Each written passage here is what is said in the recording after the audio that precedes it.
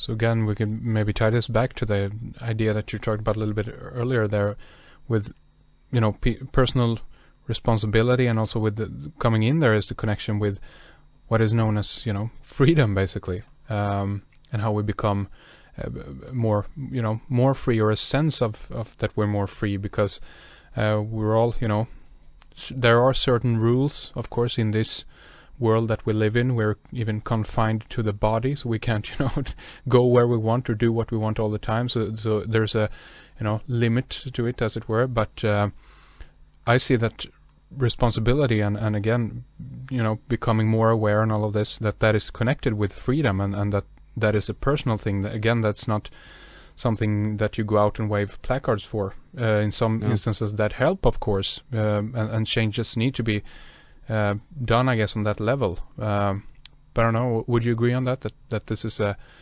personal thing, and that responsibility is connected with freedom?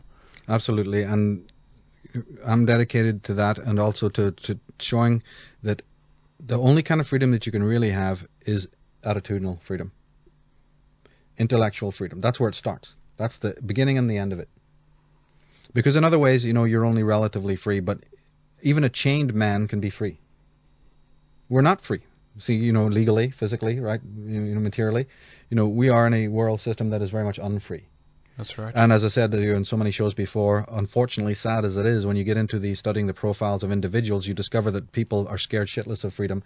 What they really want is freedom from freedom. But, again, let's leave that for other shows. Yep. What we have to understand right now is that, yes, the goal is intellectual, attitudinal freedom. People, for instance, you're not going to be able to do anything about good and evil. Those exist as absolutes in the world. Good and evil will be here long after you're gone. What you can do is you can change your attitude towards those realities. You can have a positive attitude towards evil and understand that what it is, just like the ancient Ammonists of Egypt did and the ancient Druids did when they had Horus and Set. They didn't think of them, in the antagonistic ways that later on came about. It was a totally different understanding metaphysically of what Set represented. He represented the cathartic, deconstructive, catabolic, aspects of life, which I insist are absolutely important when you're dealing with the process of enlightenment. That if you think enlightenment is merely only a building up and a having and a getting and a wanting and a desiring and an accumulation, you're in for a big shock. Because it's a deconstructive letting go, cathartic, transformative, mutative thing that's also involved there. And this still hasn't sunken in to the New Age movement or to most of the churches. If we have time, can I read another passage? Yeah, please go ahead. Yeah, absolutely. Because it's on freedom. Let me start it though with a quote from the great Nesta Webster in her book Secret Societies and Subversive Movements. She says the final goal. Remember, we were talking about the Anubis going down the Thames. What is the door they're opening for us? Does this lead to a utopia or a dystopia? Okay, well, here's what Nesta Webster said over 100 years ago. She said the final goal of world revolution is not socialism or even communism. It is not a change in the existing economic system. It is not the destruction of civilization in a material sense.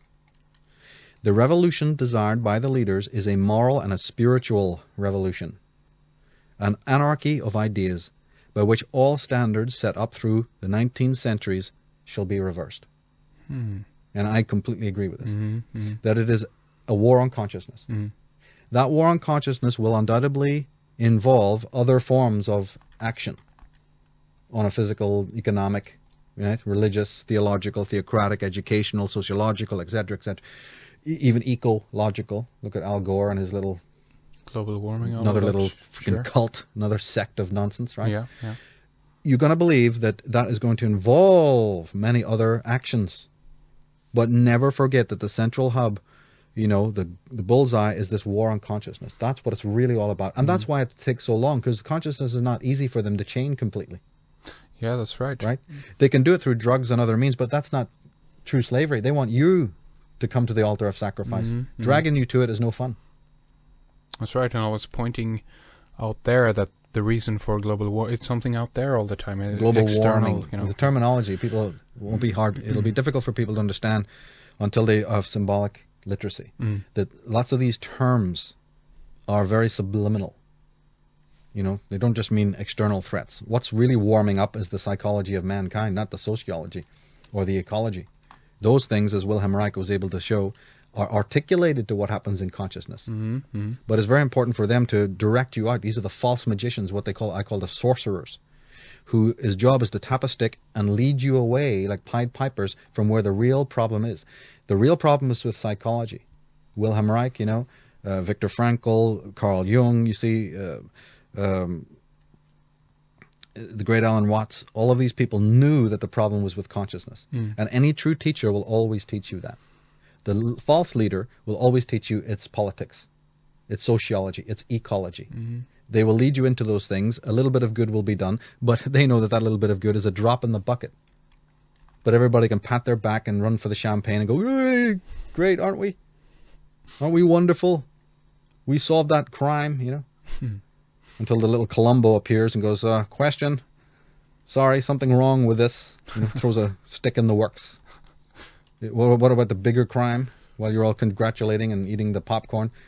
Wait a minute, what about this greater crime that goes unsolved, you see? So anyway, the quote from my book is that I say here that the edifice of the New World Order is almost complete. It has been constructed brick by Masonic brick down through the centuries. Symbolically speaking, the last layer is already in place, and it only remains for the capstone to be set. When the time is right, the architects of doom will finally haul it into place. Once this towering Atonist pyramid of control is complete, the black light of the all-seeing eye will be cast down upon the world's enslaved men and women, marching like sleepwalkers beneath its black shadow. The men and women of the world appear eager to help construct freedom's tombstone, the altar upon which their own hearts will be torn out and offered to the blood-gorged gods. It is true that no slaves were involved in the construction of the real pyramid at Giza. That much has been historically proven. But the virtual pyramid of the Luciferian brotherhoods exists entirely due to slavery, not of ancient Jews and Egyptians, but of all humanity. The unenviable task of revealing the origins and evolution of this greatest of mind control programs, Judeo-Christianity, may be justifiably considered futile in the extreme. However, should but one person be awakened after pausing to read our audacious graffiti upon the walls of our prison house, it is enough. Unlike the priests and popes presently in power, our quest is not to save lives or souls, but to save truth, so that it might nourish and sustain the spirit of humanity from the moment it finally awakens and enters into the world that has long wept, cried, and prayed for its arrival. Yeah, that's beautifully said. Well, we're waiting for freedom. Freedom is not about your conscious mechanism. Freedom is an absolute necessity for the true organic process of life to take place. Anti-freedom, or anything that stands against freedom, is anti-life. And as we said in the post-human world, and we've said in one of our early interviews on the future, on 2012, that you see the more and more that the leaders, these dark, toxic people, operate in a dark, toxic, Luciferian, demonic way, the more they're waving a flag to nature, go, come and get me. Because nature is holotropic. Nature is holarchic. Nature is self-sustaining. Nature is equilibrium. The more that you operate out of sync with the natural forces, with freedom, the more that you're almost setting yourself up for destruction. So again, when people operate pessimistically, and of course when you look around in the world and you see so much ignorance, you can obviously feel very downhearted. Please think metaphysically. Please think philosophically. Please think higher than that. That it's remarkable the age in which you're living. And you better stand back and start really observing with the eye of a Kubrick. Start really looking and deeply observing the mysterious movement of truth and freedom. Because they have their own mechanism, they have their own movement, and that movement is sublime. That movement is the most beautiful thing that you can imagine. Watch it come into your life. Watch it come into the world. Don't sit there pessimistically with your head in your hands. Don't look at it's like they say in the movie Lost Horizons, don't look at the bottom of the mountain. Why don't you try looking up at the top for a while? Yeah. It's your perspective, your attitude that matters. So never forget this, that attitudinal freedom starts with you.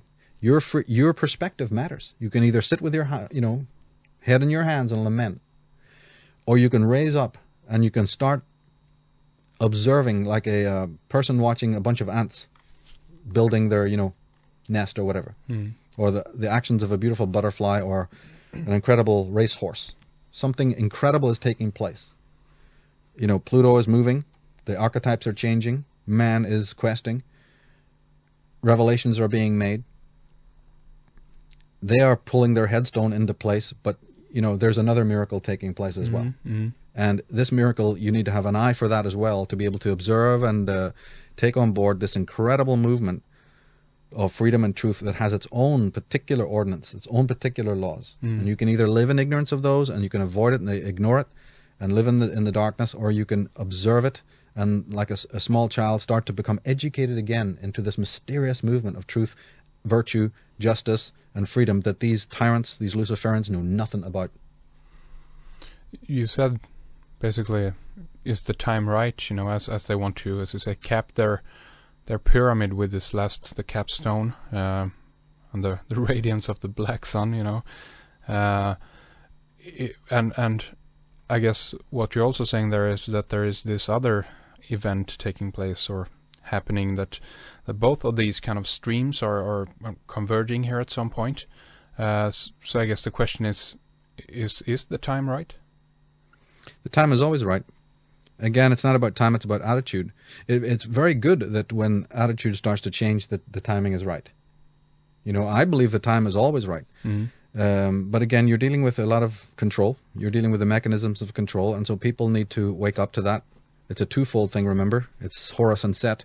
At the one time, as you're building up and developing your own intelligence, you have to be aware of how these deconstructive forces are working to inhibit you from healing, from true healing, because that's what this is ultimately all about. See, the Druids of ancient times, the ones in Ireland, healing was on their mind a lot. The great catastrophes that we've spoken of, that wrecked the land bridges and destroyed the communities and sent people moving from the west to the east, these were gigantic cataclysms. So the ancient Druids and the bards, you see, realized that their first duty was sort of to heal the earth. This is, I think, where a lot of the interest in geomancy came about. The ley lines, the synchronic lines, and so on. I think that was partly based on making sure that cities and towns and houses would be placed on, places of geomantic strength. That wasn't that severely damaged by this cataclysm? And wouldn't damage the earth. Mm. See, it's not like today where all our ports and our cities, are in terribly, terribly geopathic places, and are places that normally would not sustain human life at all. Like, LA, for instance, jumps to mind, But there's plenty of others. Well, the Druids didn't operate in that way at all. They were very conscious about putting houses and their cities and certainly their religious centers on very, very active places of great power. And this will be found in all shamanic, cultures. So healing is a very important thing. And today's modern shaman is interested in healing as well. He's realized that his own mind, his own spirit has been traumatized and brutalized by the barrage of lies, by the commitment to an inauthentic existence, an inauthentic life. Just in order to do what? What are you doing that for? Just so you can earn a pay packet? Just so you can win the camaraderie of a bunch of other idiots? I mean, tell me what your motive is. So you can just fit in, like David Icke says, so you can just be penned in with the rest of them. What's your motive for being this dumbed down and this tuned off, or this critical? You know what I mean? Well, critical of truth, critical when people try to bring the truth your way, you shout them down or you give a bunch of pseudo arguments. You see? Yeah. So the world, the system, people in general are, in a very sick state. Of course. And so healing, like I said about freedom and virtue, is a sort of an energy that is always there in the world, but you have to be open to it. You have to want to heal. So this is what the future is all about. You have to want to heal. If you don't, like I said, if you find that you cannot deal with the climb of the mountain, and you find that you cannot deal with what you're seeing below you, or that new vision of reality, then by all means go back to the village, because the number one and number two are going to take good care of you. Just like Patrick McGowan showed, right? The prisoner. You're going to have your 3 credit cards. You're going to have clothes to wear, right? You'll have your maid. And you'll have all the food and the teas and the coffees, you see, and the umbrella for the rain and everything, and the newspaper will, print exactly what they know you want to read. Yeah. You see. And then every decade or so, these mad psychopaths that rule you will want another crusade, because remember, they're mad. So crusade has been part of their gig since the early days. Right? The Merovingians, the Carolingians, they just don't go on crusades because they, feel like, nothing to do. They love it. Yeah. We got them doing it now, haven't we? Exactly. My point there again, going back to what is happening today, have the connection with the past. What do we see now in the in the Middle East, Iraq going into soon, Iran. I mean, we have Turkey on the borders going into Iraq now also. Ongoing. This is ongoing still. That's right, and it will continue to go on until people discover a very simple fact, and that this is the normal, accepted behavior of psychopathic people. And you can either become infected by their epidemic, or you can, operate differently, holistically, as a healing agent in the world. One of the things that I do go into in the book, I don't know if we've ever done a show on it, is the fascinating psychological profile of Akhenaten himself. We've talked a little bit about that, but yeah. I think ever since I started looking into this whole question of the Atenists, a long time ago, it's never ceased to interest me about what on earth is this man who denied an underworld, who denied darkness. They all went to bed as soon as darkness fell. Mm-hmm. First of all, Akhenaten had his own city. He moved away from Thebes because he hated the Thebans. So he was desperate to get his own city, and they built it. It's called Akhenaten, or more correctly, Amarna. Mm-hmm. Now, and by the way, Amarna is very similar to the word Armagh in Ireland.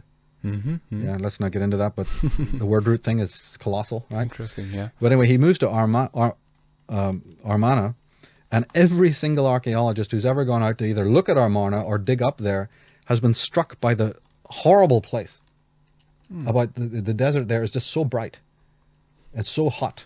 It's probably one of the hottest places in Egypt. It's just the most inhospitable place. And yet here's this man goes out and builds his big open, city there because he was a sun worshipper. And these guys, when they moved out to Amarna, were so crazy, man. Well, as soon as darkness fell, they all ran into the house and would sleep. They thought, the night was evil.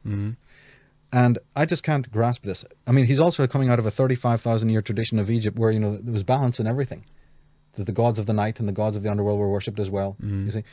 He also moved his people to be buried at the Valley of the Kings. He didn't want his people buried with everybody else again because denying. He didn't want to really be near any place that was sacred to the gods of the underworld. So you don't have to be Sigmund Freud or Carl Jung to realize that there's something seriously wrong with a person whose personality is entirely of the light.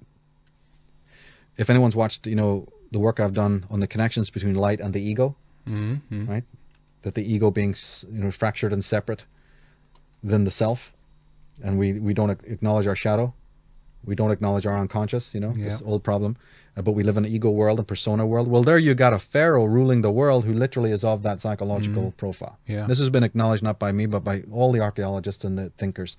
They haven't gone into it as much as I would have liked, but it certainly has been noticed that this person was definitely deranged. Now remember, let me add that 99% of the people who write on Akhenaten and on the Atenists are pro-Akhenaten and pro-Atonist. They think he was great. They think he was the Christ before the Christ, the Jesus before Jesus, the Moses before the Moses, who was just doing wonderful work, and all monotheism should bow in debt of gratitude to Akhenaten. Yeah, there have been many of those, History Channel, Discovery Channel documentaries trying to, this enigmatic man, who was he? And it feels like they're trying to lift this up because, he was, I guess, thrown out of his own, land, basically. So did you think that they recognized at that time that he actually was, insane? Well, after 17 years of the rule of a madman, they finally did realize it. Yeah. And they realized it so much that they wouldn't let him back. They really, the whole land, that's what I'm looking for today's world, you see. In fact, my book is pretty much dedicated to the Amonists, because I want to see something like this happen again. Not get rid of Akhenaten, but get rid of the legacy of Akhenaten and these, not just him, but his followers. I describe Judo-Christianity as Akhenaten's instrument of torture. Just like you make an Iron Maiden to put somebody in, or boiling oil or something. Man has been under Akhenaten's personal torture chamber, and it's called Judeo-Christianity. It's massacred millions of women. It has given us a negative energy towards animals and nature. It split man within his own psyche. It keeps us living in our ego. People who want to know this whole question of the ego. Do you know why you're in your ego? Do you know that even the way the world system has been arranged contributes to the fact of why we're ego creatures as opposed to self? Shall we talk about the mysteries of melatonin, you see? And this whole cult of anti-darkness and anti-underworld that started off with monotheism, this cult of the sun. Now remember, what we got to understand is that Atonism, which is pouring forth from the White House and pouring forth from 10 Downing Street. And people will know these connections when they read the book. But can we understand that this Atonism is not true solar theology? So I'm not indicting the solar cult. This is an aberration of solar theology. Solar theology is many thousands of years old. It's just like the lunar cult or the solar cult, you see, or the Vulcan cult or the Dionysian cult. Sure. Nothing wrong with these cults in general. But groups, factions of elites within these cults, like Akhenaten, chose to go against tradition and to morph and warp solar tradition. So what we have now is a aberrated form of solar worship that I refer to as Atonism, that Christians will refer to as Luciferianism, without knowing a lot about what they mean, sadly, right? I hope my book will help with that. My work will help with that. But when you say Luciferianism, you're actually accurate. It's right. Because Lucifer was the son of the morning, and the son of the morning is the sun. So the biblical heroes, Solomon, I mean, it's pretty obvious. But Abraham, you see, we're dealing with David, right? All of these characters, Jesus, they've all been rescripted to operate as very, very narrow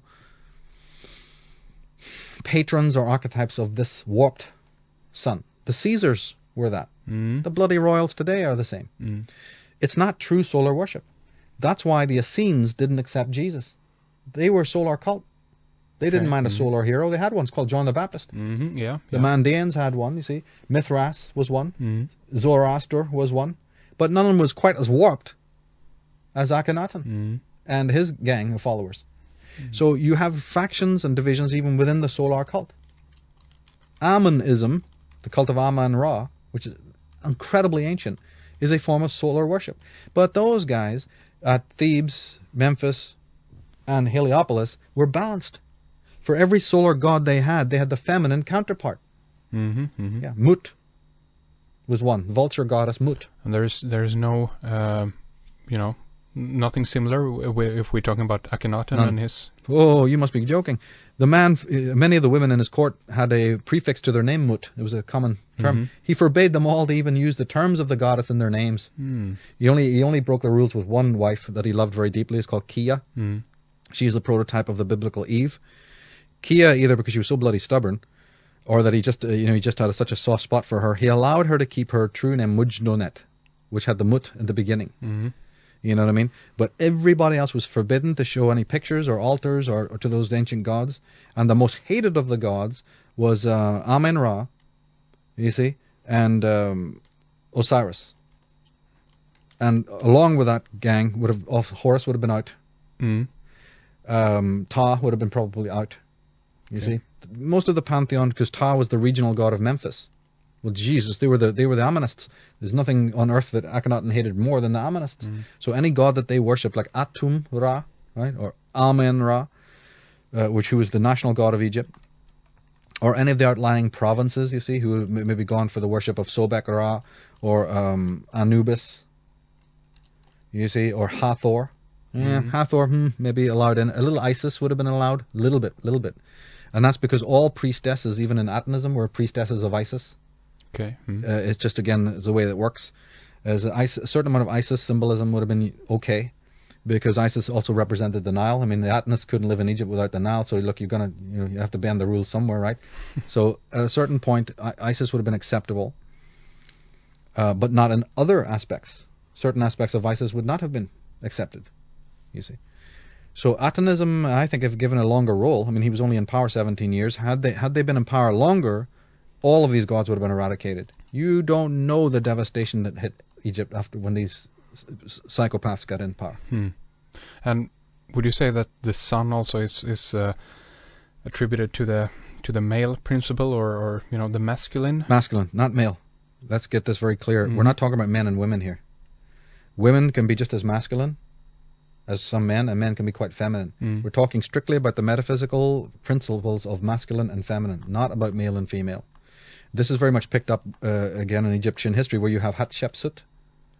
Hatshepsut strode around as a transvestite, dressing in men's clothes, with a whip, the big pharaoh, and she was a female. So we have a female there, Cleopatra, again, the same idea, really masculine. And then you have feminine pharaohs like Amenhotep or Amenhotep III. He was a total freak, right? A real cross-dressing psychopath, right? So you have a bunch of, feminine men, let's say, shall we say that, and masculine women. I'm being exaggerative, of course. But what we're dealing with here is the question of balance between male and female, yin and yang. Very androgynous concept here. And the pharaoh was the example, the perfect embodiment of the unification of opposites. He's it. His rituals, his performance, the way he wore his hair, the way they wore the clothes, the rituals that they did, the times of the year that they did them in, who he married. You see, you couldn't become pharaoh in Egypt unless you had married what was known as the great royal wife. The female decided who was the pharaoh. If you were not married to the right legal female, you are never going to become the king or prince of Egypt. Interesting. And this is why, and all these women, the top royal wives and the top princesses were priestesses of Isis. But you can't study Isis without studying the mystery of Osiris. Because in the mythology they're talking about balance to an extraordinary degree. The cult of, the mysteries of the story of Isis and Osiris and of Horus is very much based on this unification of opposites. The seeking for the missing phallus and all. I mean, incredible. The missing phallus, because that goes back to an even earlier dynasty of Egypt in which the phallus was personified as the obelisk, which is like the phallic symbol that pierced the night sky. At that point, it wasn't Osiris's phallus; it was Geb, the earth god Geb, and his consort was the sky goddess Nuth. They're the first Adam and Eve, by the way. Adam and Eve is based on Nuth, the sky goddess, and Geb, the earth goddess, that later gets retransmuted into Osiris and Nephthys. Or you also have each pantheon had different gods. So this is way back. Way back, going further back. Atum. But the one thing we have to realize is that in all the previous dynasties and all the previous teachings, whether you believe that Egyptian teachings was taken from Ireland or whether you don't, that's a separate question. But in all the ancient traditions of these countries, there was a balance. In fact, there may have even been a trinity. But there certainly was a duad, a perfect balance between, the banks of the Nile and the gods that were worshipped. In India it was the same. Have you ever heard about the Black Taj Mahal that was going to be constructed across from the White Taj Mahal? No, of course you don't, because they demolished that. They're a solar cult. And those Hindus are all another warped solar cult. But, Shah Jahan, the builder of the Taj Mahal, everyone goes there, oh, that's just lovely. Look at that. Isn't that wonderful? Take a photo. They don't know that across the river, exactly geomantically placed, was an enormous black marble, was going to be a black marble Taj Mahal. Was it ever built? No. They ran out of money. And he was overthrown by his insane son, Aurangzeb, who was more fundamental Muslim, He wasn't into all this Gnostic Sufi shit. So they thought, okay, forget that. The man was going to put 2 Taj Mahals with a river running between like a Kundalini. And that black would have been where you go to contemplate the other side of life, not the negative side of life or the evil side of life. That's what you're getting when you are aberration. That's what you get post Atonism. That's what you get post Judeo-Christianity. That's what you get post Luciferian. Now anything dark, shadowy, feminine is evil. But the Gnostic, the mystic, the shaman, the druid knows that's nonsense. It's just another side of life. It's the mirror image. It's not about which side you like better on the chessboard. Tell me, is night preferable to day? Is a dead rose more beautiful or less beautiful than a live rose? I mean, if you blink your eye, is one blink that closes the eye in darkness better than the blink that opens it to the light? I mean, you'd think you're insane if that's the stuff you'd hear from an insane person in a rubber room talking. I don't blink, man. It's real evil to blink. You know what? I keep my eyes totally open all the time. Watch me, I never blink. Because those little moments when the lid comes down and there's darkness, whoa, you don't want that. Then I'm under the power of the devil. You know something? I'm hearing the same crap. I hear the same nonsense, the same psychopathy, from these people who have inherited this warped solar philosophy. So in Egyptology and the ancient studies, everything was balanced. A ritual done on this side must be balanced with a ritual on that side. They got on Aleister Crowley's case because he had 2 temples in London. One was all in white, and had just a nice altar and all of that. And across the town in another borough, he had a totally black altar. Of course, as soon as the media found out that, oh my God, Aleister Crowley has a black altar in London, all the papers dealt only with the black temple. That was, designed in black colors and black, candles and the black veils hanging down. Not one journalist covered the fact, but he's got the opposite on the other side. The man is doing everything based on balance. You see what I'm saying? So Now, these controllers often understand this. So they have a certain amount of reverence for the gods of the dead, and they also involve themselves in a certain amount of balance, because as psychopathic as their following is, as their path is, they're not stupid either. They've also realized that if you're too much sun, if there's too much ego, if there's too much of the one side, it's not going to happen. It's not going to be good. So they do have agents who operate on the other side as well. They've incorporated a certain amount. I guess that they know how the how should I put it, the processes almost of creation, the universe, that there is this dichotomy, there is this two sides, and in order to again progress something forward, we have the Hegelian dialectic and all of that, of course, that this is how you make stuff move, to progress, to move forward. So that's right. That's what you're saying here, I guess. They've grown up. They've understood that, okay, Akhenaten and maybe 2 or 3 of the guys that came after him, they're just way too far extreme. But they're the pharaoh, that's allowed, that's okay. In practical terms, we've got to run and do the dirty work. We can't just be as extremist as them. That's what these lieutenants understood, and that you have to balance. You have to balance it, no matter what. Could this have gone so out of balance? Because we hear this talk about, the white brotherhood and the black brotherhood, basically. There is this ancient, either if it's secret societies or actually some kind of other, entities. We don't have to go there, but that this have gotten so out of balance that actually this very split has taken place, meaning that there is now these two sides fighting each other, and that this has been kind of the outcome of a very unbalanced, life philosophy, basically. Yes, it is. They see, again, you have to look at it from two sides. They feel perfectly justified. Remember we talked about in a previous show that, first of all, they think we're just their wayward, lost children, so they can treat us harshly. But they won't eradicate us completely because they still have a sort of fondness for us, They also might think that, look, we are just the mugs, we need to be controlled. Look, man is moving towards a utopia, and all you people who believe in national tribes and tribalism and nations, you just got to go. Our New World Order will, solve this problem, and we know you don't like it. See, they're fixated. I mean, if people watch the movie, Things to Come, the H.G. Wells thing, you'll get an idea, of how super possessed these people are. And with this idea that we're heading towards this great solar utopia. From their point of view, they believe that. And therefore, they feel that the end justifies the means. And they look at anybody who is disgruntled or anyone that, sort of stands up against this as a deep enemy of them. Because they're thinking back at the Amonists. They're thinking, oh, we already defeated you guys. Where are you coming back with all of this stuff? The Druids are gone. We don't want any of this. We're doing what's for your own good. I'm telling you that these people never lie down. They're never finished. For every new advancement that true humanity makes, they retaliate with something more. Remember, they're headlong now. There's no stopping them into virtual reality, into creating the global brain, for instance, right?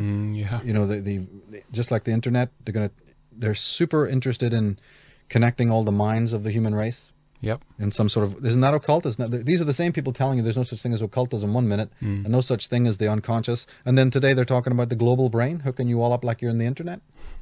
I mean, this is this global suicide because, as I said, the human race is under danger. What makes a person truly human is under danger. Yeah. It's not that 2012 is the end of mankind; it's the end of mankind's history, as much as we have known. Huge changes are already taking place. Tomorrow, I predict the Vatican will turn around and literally discover a Christ-like being they're going to put in front of you. Yeah, is they're under talk. threat. Yeah, and remember, they never by the philosophy that they never sleep, they never sit down. Predict with me then what would be the next wonderful find to keep Judeo. I mean, we've already had a rise in evangelism in America. Right? Let's look at this. So Christianity has suffered a great decline in many years. I mean, last year it was the lowest turnout in Spain for the Pope's arrival. Okay, the Spanish could care less now about Catholicism, you see. So they notice this. They shake about this. They get into fear. They think, my goodness, what would happen tomorrow if all of Latin America start listening to what Father Rivera has said and the anti-Jesuits, you see? What happens if we're losing people? The young are getting on with their lives, they're doing their thing. They don't want to, this is just so old for them. We might be losing the reins of control. They're terribly scared of this. Yeah. So then they go, oh, we found the tomb of Jesus. Haven't they done that in the last Very month? recently, yeah, of Right, course. 2006, suddenly they found the tomb of Jesus. Not a single archaeologist of any repute confirms that, so they got to roll that one up, right? Doesn't work. Tomorrow they're going to say, oh, we found the Temple of Solomon. Well, again, there's always these reports coming out there, and even though they're interesting because they point to that they found something, of course, and ancient monuments are always interesting to see, but I guess what you're saying here is that they will look at anything that they find down there and say, oh, look, this is evidence for, the historical, this is a historical facts that connects with the Bible, That's right. You see, they don't discount anything, and the main agenda is to keep the status quo going. So they don't mind bending the rules a little bit. They were threatened by the Dead Sea Scrolls for reasons we've gone in other areas, and I have a huge section on that in the book as to what the real mystery of the Dead Sea Scrolls was. But then they're going to say, they found a few shards of some temple. Doesn't mean it's the Temple of Solomon, but it makes great headlines in Time magazine. Of course. And since it's the Knights Templar who are running Time magazine, they're going to do whatever story you want them to do. They're all in bed together, right? Yeah. And so is most of the newspapers of the world. So if they tell you from the headquarters of Opus Dei or whatever that, hey, you're going to say this is a remnant of the Temple of Solomon, you better believe it's going to say Temple of Solomon discovered. Yeah. All right? No question about it. What you think or what the archaeologists say, that's unimportant. Then tomorrow, as they find that more and more people slip off from this thing, or they think it's more of a relic, all they got to do is turn around in a sort of a scenic way and say, we've even found the bloodline of Jesus. Well, there are people out there that say that they have. Right. Of course, there's always people like that. Yeah. Isn't it? There's people who say they're descended from the Stuarts. Just because nobody pays them any mind now doesn't mean that tomorrow, when the media network gets behind it, that they won't be really paying attention tomorrow. Yeah. If this some result is more people in churches, more people going back to read the Bible, more people going back to Orthodox Christianity, believe me, they'll do it. If they can already have insane people like, Van Imp and Hagee and all these evangelists who are just incredibly mad, and most people, the sane people in the world, are laughing at these guys. But yet these people are funded with millions of dollars. Then let nothing surprise you tomorrow. And that if tomorrow they need to throw up a person who qualifies as a bloodline of Jesus type person, as we know, the Maitreya, they have the whole thing of Maitreya, the betrayer, or whatever, Yeah. So it's quite possible. Don't ever think for a moment that they're going to go down without a fight. And they know exactly how to push the button tomorrow to find out that, listen, we're going to reveal to you now why we have maintained the Vatican all of these years, why we've done this, because secretly, without you knowing it, we have in fact been preserving the true bloodline of Jesus. Look how brilliant that would be. Instead of refuting all the people who talk about this cover-up, they actually turn around and go, okay, guys, we'll go with it. What just happened within the last 2 weeks? The Vatican are now going to exonerate the Knights Templar. That's right, exactly, Right. Yeah. I'm interested in that. Me too. Because it fits. Very interesting. Why would you just do that? Yeah. And exactly on the 700-year anniversary also of their, basically excommunication from the Catholic All I Church, hope is that they also add the little footnote, and we funded them too, guys. Bet you didn't know that one. Exactly. Not that they will, but it would be wonderful if they just add that anecdote at the end. Yeah. Going, oh yeah, by the way, we started them, funded them, and ended them as well, so they're all our game. This is what people get to realize. So listen, if they're going to what on earth would possess them to wake up one day and go, oh gee, I feel real bad about what happened to the Templars. Let's do a big public thing and invite them to dinner. Yeah, say we're sorry. We're sorry. What does it matter? Yeah. Wait a minute, I thought there wasn't meant to be any Knights Templars around to say sorry too. But there are. But they must be. Right, so what's going on here? Why that date? Why even bring up the term Knights Templar? I thought you were the guys that didn't want to hide our hair of that. Too many movies have already exposed. Why is that? Because now when you exonerate them, you're giving the go-ahead for more movies to be made about them, for more editorials and newspapers and more journalists to go over there and go knock knock. I would like to do a story with you. Aren't you the lead Grand Master of the Knights Templar? Yeah.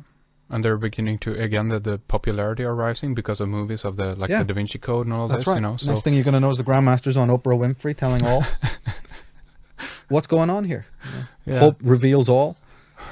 Well, they're using Templar crosses, Templar roses, Templar skulls and bones all over the Vatican. You go around for an ice cream in Rome, you're tripping all over them. I mean, come on, the symbols are everywhere. The whole blinking plaza of St. Peter's is designed like a Scottish thistle. Well, Scottish equals Templar. To anyone who knows anything about this subject, you say Scotland, you mean Templar.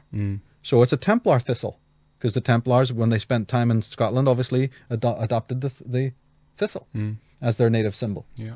So now the Vatican in Rome is shaped like a thistle. Listen, that's small potatoes. The Rome itself is aligned to the Newgrange Tumulus. Let's get into the thistles. Let's go beyond that. The whole city is aligned to one of the most ancient monuments of the Druids, in which, guess what happens every winter solstice, my friend? The sun and the moon enter into the same chamber. They cross the horizon. They rise on the winter solstice, right? The sunlight slowly crawls along the landscape until it hits the stone, the great standing stone that's standing outside the door of Newgrange. Just like something out of Indiana Jones, the shadow of the stone creeps closer to the sun window of the tomb itself.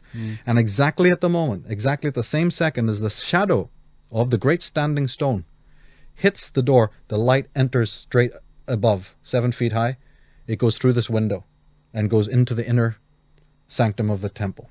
So the shadow and the light enter precisely at the same time. This thing was developed thousands of years ago. Precise geometry, right? When it hits the inner temple, it falls right beside 3 spirals. Right now, first of all, it's entered into an inner room, which is representing your inner mind, your inner chamber of your being. Or people can take it sexually, that it represents the phallic sun going into the vagina, which is all absolutely legitimate. But it can also represent the sunlight of knowledge. Remember, they're solar cult people. The Druids were not a warped solar cult. They were a balanced solar cult. Because on the night following the sun's entrance into Newgrange, the moonlight also enters in. Oh, really? Yeah. And that was considered that the goddess has now arrived. But the 3 spirals on the back of the chamber, and it lasts for about 17 seconds, that sunlight, and then it vanishes. So the Vatican and Rome is aligned with an ancient temple of Ireland, is already staggering, if you think about it. Yeah. And it's aligned to a temple that happened to have this phenomena take place, which is the androgyny, the super-nucleation of the opposites of light and dark. You want to know why these people are empowered? That's the reason. Because they are symbolically awakened. They're using the celestial forces. They're using numerology, astrology, Kabbalah. They're using all of that stuff. They've designed their cities based on it. Their thinking is part by it. Their deeds of operation are based on the sidereal zodiac, you see. It's really profound what they're into. And this is the knowledge. Why I'm into this is because this is the same knowledge that should be given to worthy human beings. Shouldn't be given to the unworthy. That's not what I'm saying. But I got a belief that the unworthy couldn't use it anyway because they couldn't pass the first trials that this knowledge requires. This knowledge is sacred. It is heavy. It does demand a certain attention and a certain, sacredness. Wow. So, I mean, again, all of this that we have been talking about here and so much more, of course, is included in your new book, The Irish Origins of Civilizations. Yeah. For people who are, interested and want to, get a copy, is there a way people can pre-order? How does that work? Is it out yet, or do you know when it's going to be out? Next month. It's been out of my hands for a couple of months because we've just been editing it and laying it out. Remember, it's 2-volume set. It's a 2-volume set. The first one is volume 1 is the Servants of Truth, which is about the Druids, and the subtitle is Druidism, Traditions and Influence Explored. So it's just for people who may be new to the subject of Druidism. This book cuts through a lot of the lies that have been told in other books. The first thing that this book does, I think, in my mind, is that it really puts on record the genocide of the Druids, which has always been a footnote of history.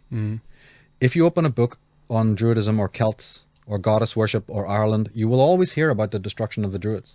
But you'll read about 2 lines and that's it. It rarely gets more than a paragraph, and I'm serious about that because, believe me, I've read almost every book there is out on that subject. Some of them have been written recently. They're all good books and everything, but when it comes to the actual destruction of the Druids, you'll hear about, the Druids, flee, they go to Anglesey, Romans come, kill them off. It's no more than 2 or 3 lines. My God, how many books have been written about the Native American Indian destruction? Many, I guess. How many books have been written about, the colonizations of Africa, you see, or Pol Pot, his genocide over there, you know what I mean? And so many genocides that have happened in the world, Haiti. How can it be? Really, it's sad. Lenin and the destruction of the White Russians has been written about by volume after volume after volume. No book has ever written about the genocide of the Druids in the way that it should be handled. How many books have been written about Cortez and the conquistadors going to South America and massacring, butchering? Many Book more. after book after book after book. Whole chapters dedicated to it. No one has written about the genocide of the Druids, except as a passing footnote. That is not good enough for me. Yeah. So the first book deals with who are the Druids, what did they teach, how did Ireland and England arise from the ruins of Atlantis. The book is about the age of catastrophe. Again, my favorite and thing that I'm most passionate about is the bringing back of the work of Commons Beaumont you see in Magdari. It's about that too. The second book is called Akhenaten, The Cult of Aton and the Dark Side of the Sun. That's all about what we've been talking about, the Luciferians, the sorcerers who replaced the magicians. Okay, it is not a book that loves Akhenaten, so you can put it on a shelf different than 99% of the books on Akhenaten. Okay, it doesn't fall into that category. If you're lionizing Akhenaten and you've been, buying into all of the stuff that you've been taught about him, this is not a book that you're going to enjoy at all, because it really goes into the roots of Judeo-Christianity, into all official religion, and shows where it came from. It shows what the secret societies have really been guarding, so that when we point fingers at Zionists and we point fingers at Masons, we could be wrong, we could be erroneous. Let's really understand what the symbols on the dollar bill and the pyramid are, because it's slightly not accurate. I'm glad that this subject has come to light in the last lot of years. The conspiracy people have been writing, but there's a lot of errors. They're pointing in the right direction, but we need to become more specific. As every year goes by, we'll learn more about the specifics of who this symbolism really belongs to. So you're adding here to this subject. Vastly, because I'm completely convinced, absolutely 100% convinced, that we're not going to understand the world we're living in without an understanding of the ancient history. And the subtitle of the second book is The Destruction of Druidry and the Rise of Judeo-Christianity, connecting these things. And I talk about some fantastic authors, bring up a lot of information, just like the stuff on Minoan Crete. In fact, if people want to know more about the salt lines, this question of the great geomantic grid, the Templars and how they built on it, there's an appendices online that they need to go to on the Irish Origins of Civilization site. So you go to irishoriginsofcivilization.com, click on appendices and go to number 4. You'll see it there. It says a look at the Minoan. And this deals with the work of Butler and Defoe and other people we've been talking about on this particular program. And also another note is that all the appendices of the Irish Origins book, or at least 90% of them, have been put online, free of charge. Okay, they're not in the book, because these appendices are a lot of contributions for the people have sent to me throughout the world, who've known that I'm working on this subject, and I'm really indebted to a lot of these contributions. Well, most of what I do is collaborative anyway, and so because these appendices will be an ongoing and frequently updated appendices, I chose not to put it in the book itself and put it online, so people need to frequently revisit. That's great. I mean, that's perfect. That's just what you want today. That they're in a way almost the the additions keep coming to that to those appendices. I've always said, from day one about this book, when talking about the West to East movement or any of the things that this book deals with, is that I am only jump starting this subject again. I don't know all there is to know about it. I've just studied it for 25 years. I'm convinced about a certain amount of things, but this is just jump starting a subject that needs to have a new report every so often. We need again to sit down and find out what do we know now about it, because every week, as you say, more stuff is coming in. It is. I'm constantly being sent fantastic information from every part of the world, Australia, New Zealand, you name it. People from Finland, people from Russia, saying, hey, I've got some fantastic stuff from Belgium, and I've got amazing stuff from Bulgaria, believe it or not. There's a Bulgarian connection to the Celts. Wow, that's very strong. Yeah. There's a connection to Armenia. Do you know that the civilization of Armenia is over 10,000 years old? It's totally fascinating. Right. I've been fascinated with Armenia for a long time. And that it's connected to the Irish, that many of the artifacts, the little jewelry that they found there, there's incredible likeness to the Celtic, or that so-called Irish. Well, that makes sense, because north of Armenia is Scythia, and Parthia, the places where these so-called Celtic peoples hung out a lot. And remember, again, like we said on the show about the land bridges, please don't, when we're talking about Greece and Crete and Thracia and Ireland and England and, what do we just say, Armenia, we're not talking about what you see on a map today.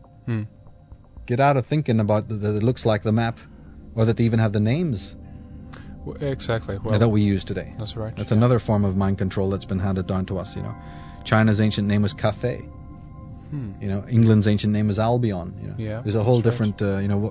Sverige, Sweden. Goodness knows. Sverige is something of the goddess, isn't it? Svea, that's we, and Rige, that's Reich or Rike. So it's Svea Reich, basically. That's what it means. Amazing. So Sver is a goddess name. Yeah, Svea. And Riga or Reich is like the German for Reich or for kingdom. Yeah, kingdom. So Sweden is called the kingdom of the goddess, the kingdom of the queen. Yeah, basically. What about that? Translate it. Well, the band Queensryche will be really happy to hear that. That's right. And some Nordic roots there. Yeah, In fact, they have a song called Lady of something or other. It's just escaped my mind now, but they have a lot of feminine symbolism in their songs. Lady of the Reich or Queen of the Reich or something like that. So there you go. The whole of Sweden then is named after the goddess. Norway, we've got this goddess symbolism. Remember, I said earlier that Ireland was named after 3 goddesses. Eri, E-R-I. E-R-I, yeah. E can be interchanged with A, so you have Ari or Ari. That's right. Ari or Ara in Egyptian is the lion. How many times have you seen the female with a lion in the Britannica symbol, right? Yeah. Britain, Britannia, they have the female goddess sitting on a throne with a trident, and a lion beside her, the Lion of England. It all goes back to Druidic philosophy. One day we'll maybe do a show on the entire Druidic symbolism once the book is published, because, by the way, the book is also highly illustrated. There's over 100 images in there. We decode symbolism. And specifically the chapter, The Scarlet Thread, is one for people to really focus on, because it has enormous symbolism in there, a lot of pictures.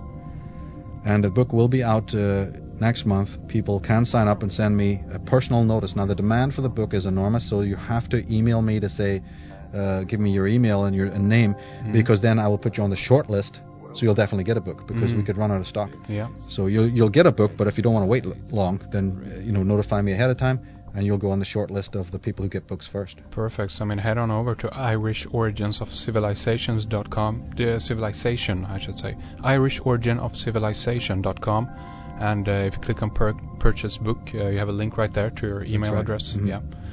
Perfect. Also do check out Tsarion.com, of course, for all of his other websites that he have out there, and originsandoracles.com for his DVD series. And again, Michael, thank you so much for coming on the program. It's a pleasure having you here. Same here, Henrik. Thank you very much for having me. Thank you for tuning in, and big thanks again to Michael for coming on. Also, thanks to Frederick behind the controls. Red Ice Creations Radio will be back on Sunday. Until then, take good care.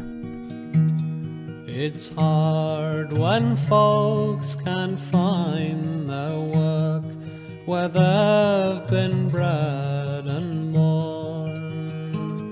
When I was young, I always thought I'd bide midst roots and corn. But I've been forced to work in town, so here's my litany. From Hull and Halifax and Hull, good Lord, deliver me. When I was caught in Mary Jane, the old squire he says to me, I've got no rooms for wedded folk, choose whether to go or to stay. I could not give up the girl I loved, so to town I was forced to flee. From Hull and Halifax and Hull, good Lord, deliver me.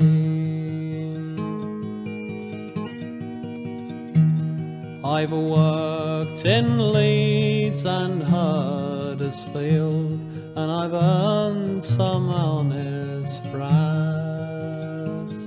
In Bradford, Keighley, Rotherham, I've kept me bairns and lass. I've travelled all 3 ridings round, and once I went to sea. forges, mills, and coal in boats, good Lord, deliver me.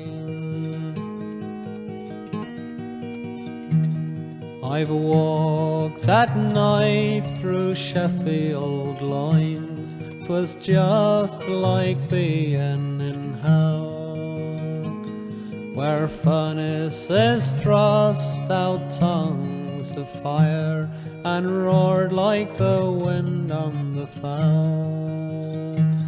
I've summed up coals in Barnsley pit, with muck up to my knee.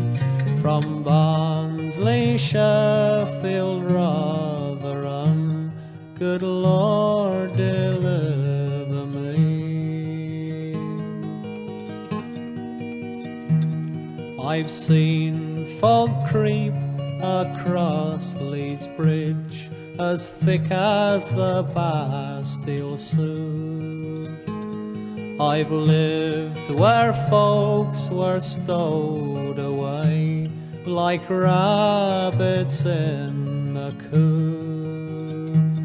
I've seen snow float down Bradford Beck, as black as ebony.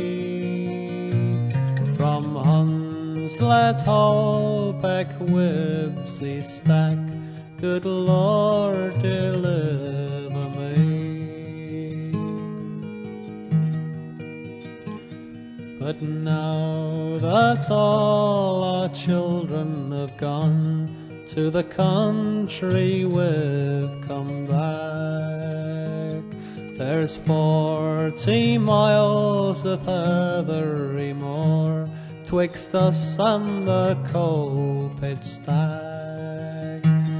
And as I sit by the fire at night, I'll laugh and shout with glee. From Hull and Halifax and Hull, the good Lord